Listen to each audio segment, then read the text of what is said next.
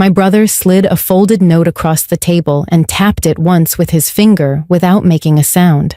I thought he was just messing with me, until I opened it and read the words that made my stomach drop. Don't drink from your glass. Just smile. When I looked up, everyone at the table was watching me. My family, my closest friends, even the people who were supposed to love me the most. They were all smiling, but not one of those smiles felt real.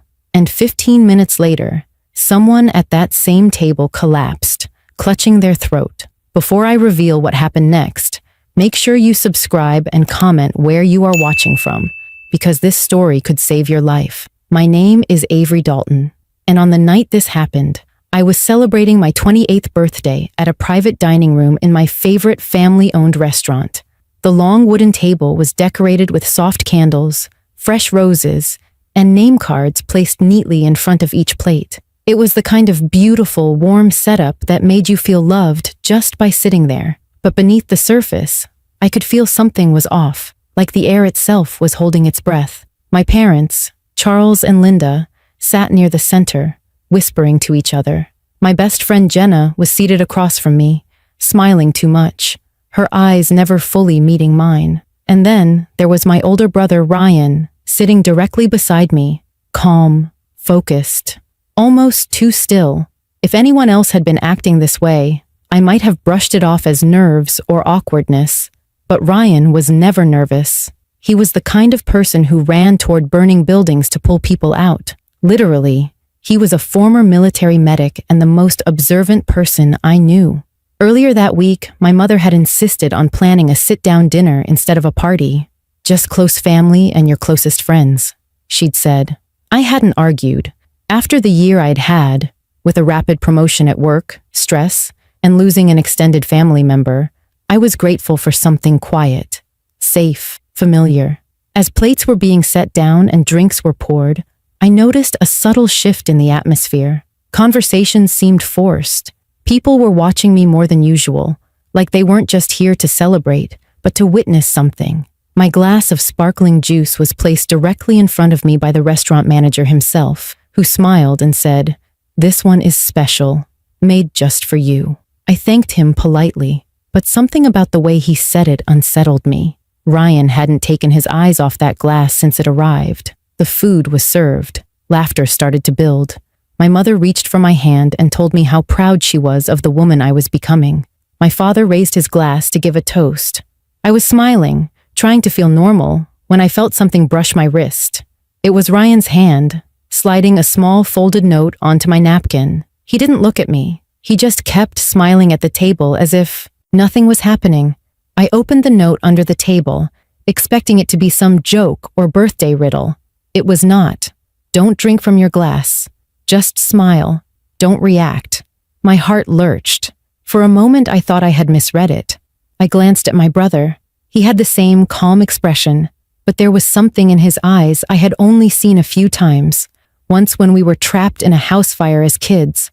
Once when our mother collapsed from a medical emergency. It was the look he had when danger was already here. I lifted my glass just to keep up appearances, but I didn't drink. My eyes moved slowly around the table. Everyone, every single person was watching me, smiling, waiting. That was the exact moment I felt it. The celebration wasn't for me. It was about me. The warmth and laughter around the table felt like a mask stretched over something cold and calculated. I held my glass in my hand without bringing it to my lips, doing exactly as my brother instructed, smiling, keeping my heartbeat hidden beneath an expression of calm. I could feel the weight of every gaze on me, especially Jenna's. She was usually the loudest one at any social event, always telling stories, making everyone laugh. But tonight, she was quiet. Her eyes kept flicking to my glass, and every time I pretended to lift it, the corners of her mouth twitched upward, not in happiness, but in anticipation. My stomach tightened. Across from her, my father seemed unusually distant, his eyes fixed not on me, but on the reflections in the glass of the wine cabinet behind me, as if watching someone else's movements. My mother kept dabbing at her napkin, the way she did whenever she was nervous. I realized then that this wasn't just a feeling. Something was deeply wrong. And the only person acting normal was the one person who knew the truth, my brother. The server brought out the appetizers and set a plate in front of me. The scent of lemon garlic shrimp, my favorite, wafted through the air. But instead of excitement, I felt a knot in my chest. My eyes drifted toward the glass again.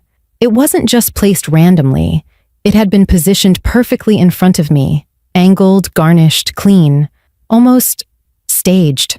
I glanced down at the note hidden in my lap, reading Ryan's words again, silently. Don't drink. Just smile. My pulse thudded in my ears, and I forced myself to continue acting natural. This looks amazing, I said, pushing the plate forward. My voice sounded normal. Too normal. My mother relaxed slightly, thinking everything was fine, and picked up her fork. A few others followed suit. But Jenna was still watching me. That's when Ryan leaned over and quietly whispered, "Switch seats with me." His tone was gentle, but firm, like an order disguised as a suggestion. I hesitated. If I stood up, everyone would notice. If I refused, I might be putting myself in danger. Slowly, without making a sound, Ryan stood and pretended to stretch, bumping his chair slightly so that the attention shifted to the movement rather than the purpose. I followed, moving casually into his seat while he took mine. No one reacted, except Jenna. Her eyes widened for a split second before she forced her expression back into a neutral smile. It was only a fraction of a second, but it was enough. Ryan sat in front of my glass now, resting his hands on the table. He wasn't going to drink it, but whoever wanted me to drink it now had to adjust their plan. That alone told me the truth. What was in that glass was intentional. A few minutes passed. Conversation slowly recovered, but it had changed. It no longer felt like a birthday celebration.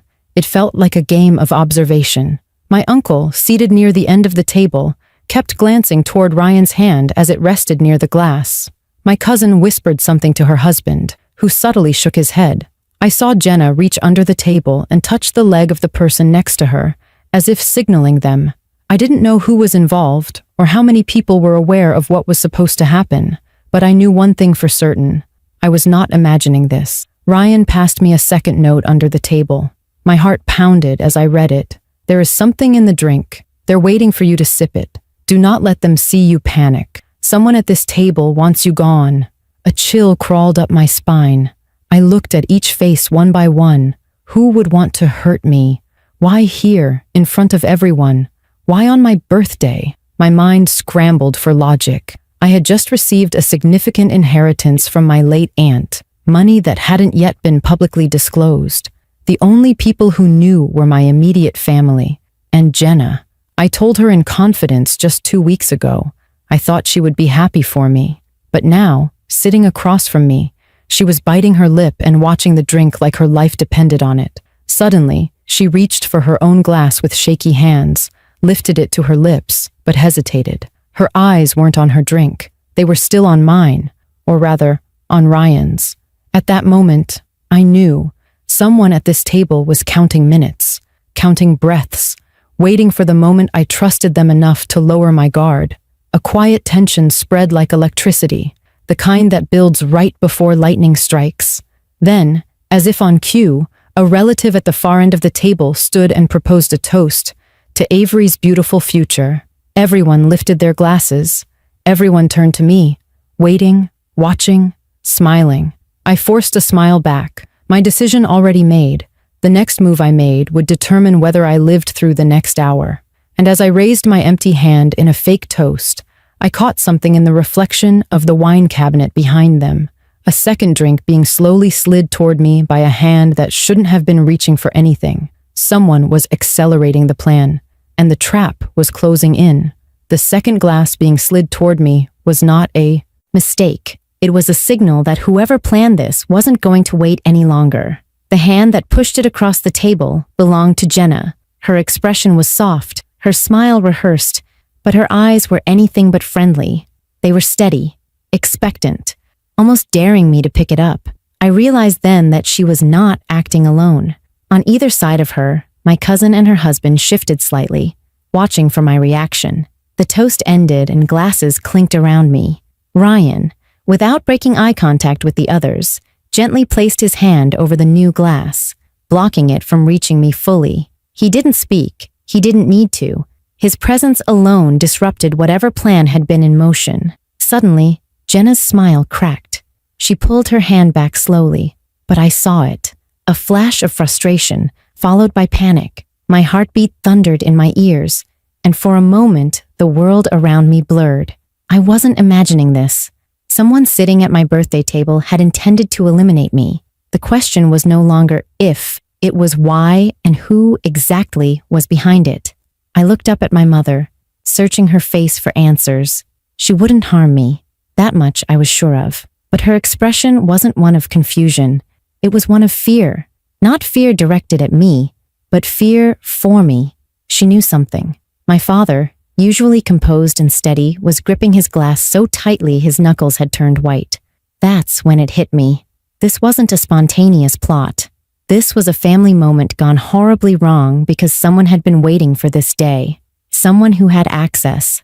Someone who blended in perfectly. Before I could process it further, the restaurant manager entered the room and quietly whispered something to my father. My father's eyes widened. He stood abruptly and said, "Avery, come help me with something." His voice was firm, not requesting, commanding. The kind of voice he used when something serious was happening. I stood, and Ryan stood with me. Jenna's head snapped toward us, and I saw her eyes widen with alarm. She opened her mouth to speak, but before she could, my father stepped in front of me protectively, placing a hand on my back as if guiding me. But I could feel it. He wasn't guiding me. He was shielding me. We walked toward the hallway, away from the table, but I couldn't ignore the growing whispers behind me. Someone stood up from the table. Chairs scraped. I heard the clinking of utensils hastily set down. Whatever was hidden beneath the surface was about to come into the open. My father led us into a private corridor near the kitchen, and the moment the door closed behind us, Ryan turned to me urgently. "Someone at that table tried to poison your glass," he said without hesitation.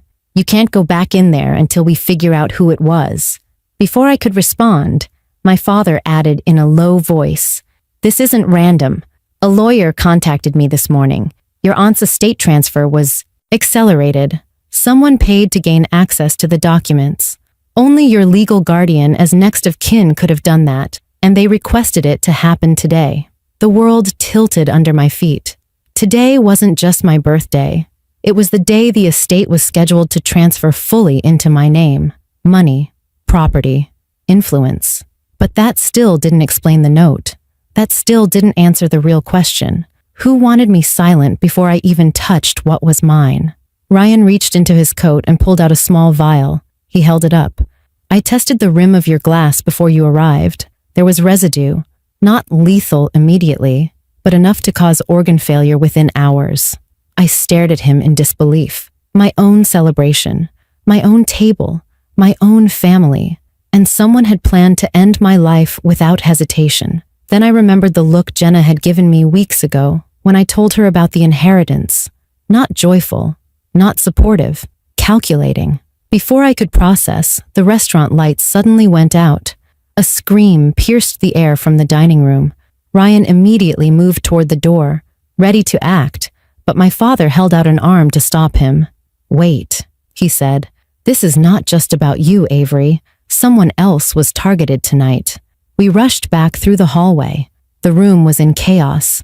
One of the guests was collapsed on the floor, gasping for air and clutching their throat. Jenna stood nearby, her face pale, her hands over her mouth. But her eyes weren't filled with shock. They were filled with realization. The wrong person had taken the glass. And our night was no longer about stopping a plan.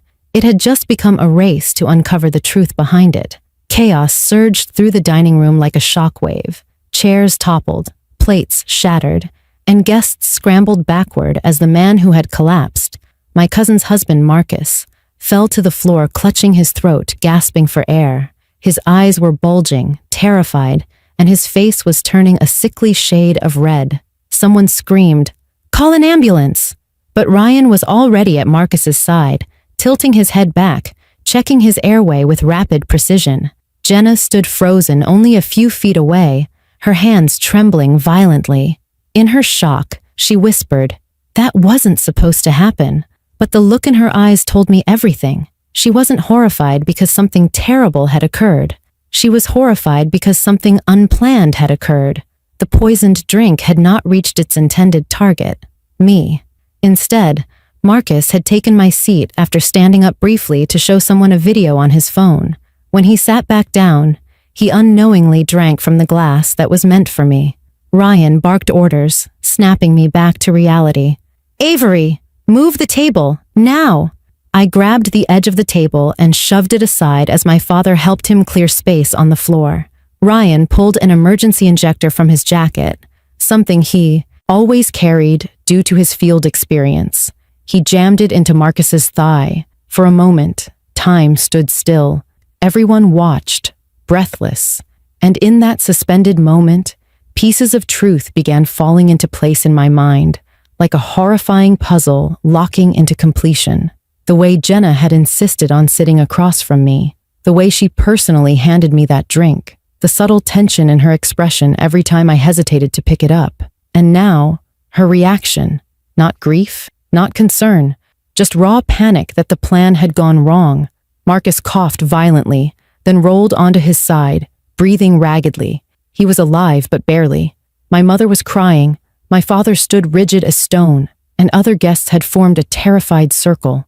And then Ryan stood to his full height and faced the group. His voice was steady, controlled, more frightening than if he had shouted. "Nobody leaves this room," he declared. Every eye turned to him. Some gasped in protest, but the authority in his tone silenced them instantly. My father moved to the doorway and blocked the exit. Ryan continued, "Marcus just ingested a toxic substance meant for someone else, and the person who prepared it is in this room." Gasps broke out. People looked wildly from face to face, and someone yelled, "That's ridiculous!" But Ryan held up a small digital strip. It was from a rapid chemical test kit. On the strip were two distinct colors. "This confirms it. Toxins derived from a paralyzing agent. Whoever planned this thought the victim wouldn't collapse immediately.